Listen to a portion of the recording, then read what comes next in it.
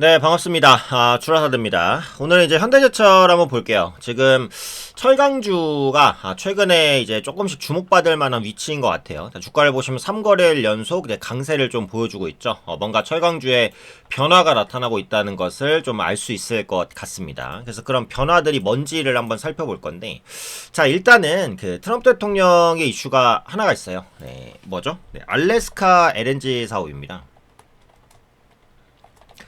알래스카 LNG 사업 규모가 사실 굉장히 커요. 근데 미국에서 니들 어차피 에너지 필요하잖아. 한국은 에너지가 안 나니까요. 뭐 원전이나 이런 거 말고는. 그래서 니들이 와서 개발하고 니들이 사가 이겁니다. 네, 트럼프 대통령은. 그래서 알래스카 LNG 사업을 해라. 그리고 이 사업에 이제 한국이나 일본이 좀 참여했으면 좋겠다. 이런 언급들을 꾸준하게 좀 피력하고 있는 그런 모습입니다. 그래서 이 알래스카 LNG 사업에 이제 참여를 할지 말지에 대한 부분인데, 이게 이제 철강주랑 연관성이 있죠. 네, LNG 사업을 이제 하게 되면 아무래도 이제 강관 설치가 엄청나게 많이 필요할 거잖아요. 그래서 강관 관련된 이슈들, 강관은 철로 만드니까 그러니까 철강주에도 긍정적으로 영향을 미치는 이슈입니다. 물론 한국은 조금 부정적이에요. 이 부분에 대해서. 왜?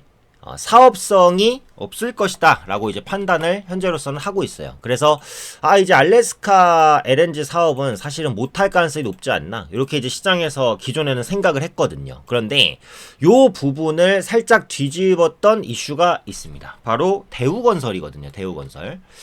대우건설이 그 알래스카를 갔어요. 직접 알래스카를 가서 LNG 사업에 대한 가능성을 타진했단 말입니다. 이게 이제 또 특이점이라는 거죠. 그래서 알래스카 LNG 사업은 사실상 사업성이 없는 거 아니냐, 모두가 그렇게 생각을 했어요.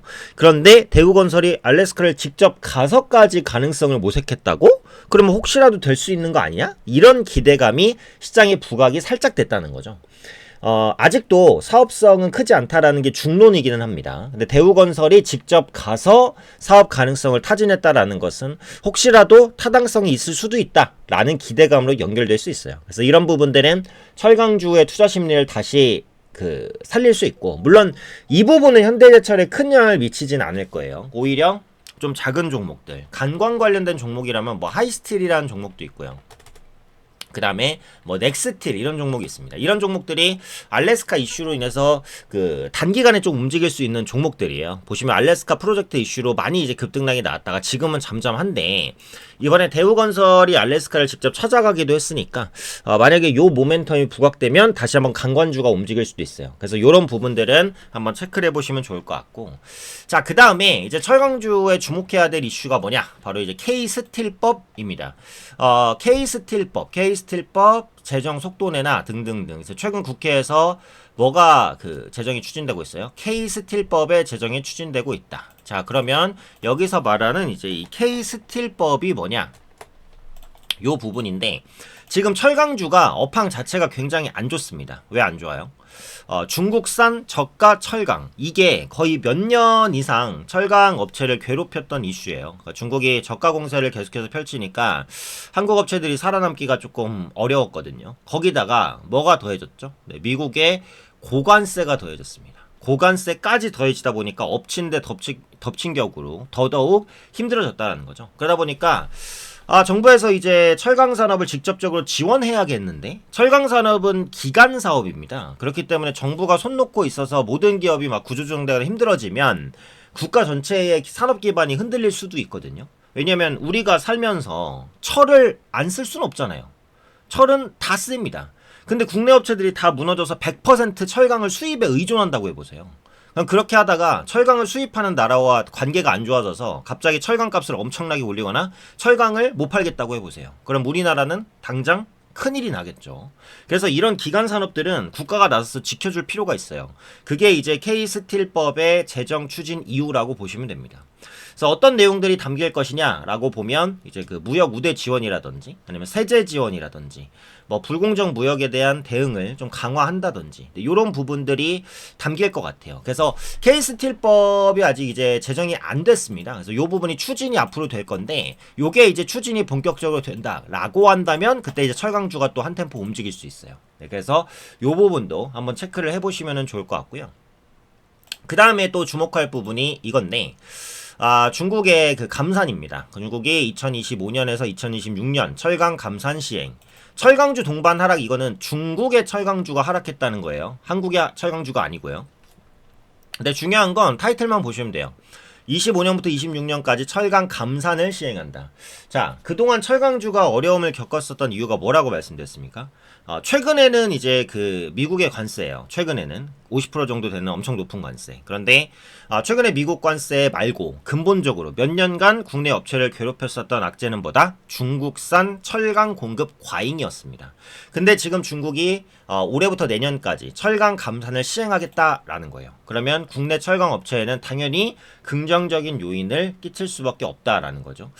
자, 그러면 얼마나 감축할 것이냐? 목표를 설정한 건 아닙니다. 네, 그렇기 때문에 신뢰감이 조금 떨어질 수 있지만 실질적으로 이제 중국의 그 1월부터 7월까지의 조강 생산량을 보시면 전년 동기 대비해서 3%가 감소를 했습니다.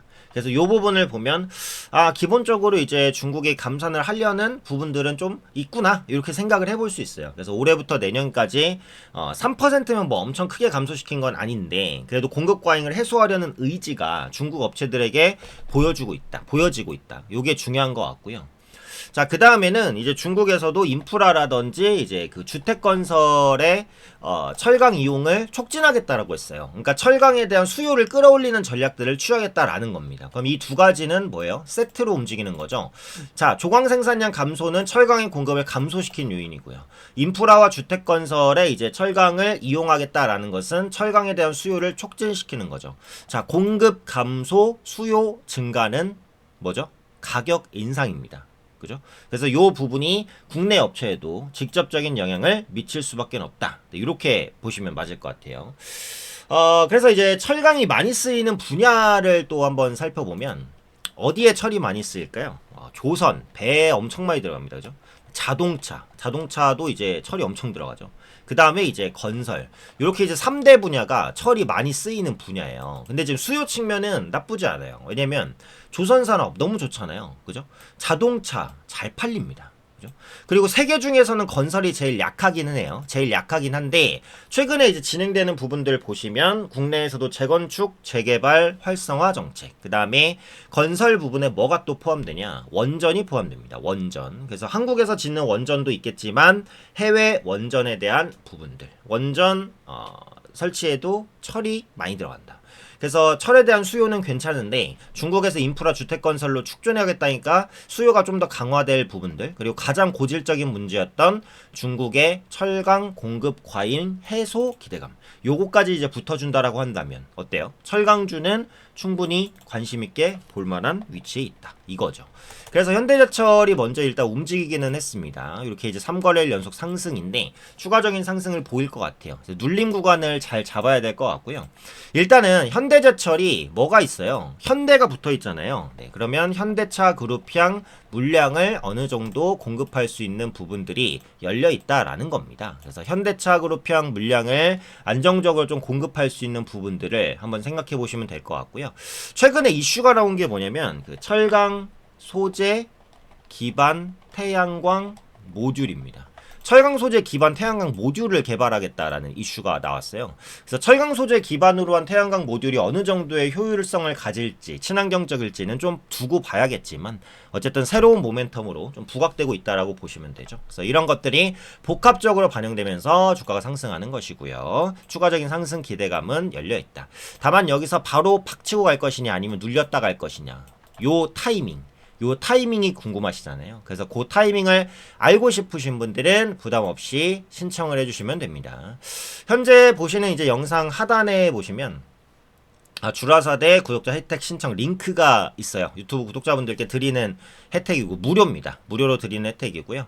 일단 이용하실 혜택을 선택을 해주시면 됩니다. 뭐 중복으로 해주셔도 되고 뭐 하나 이상 체크를 해주시면 되고요.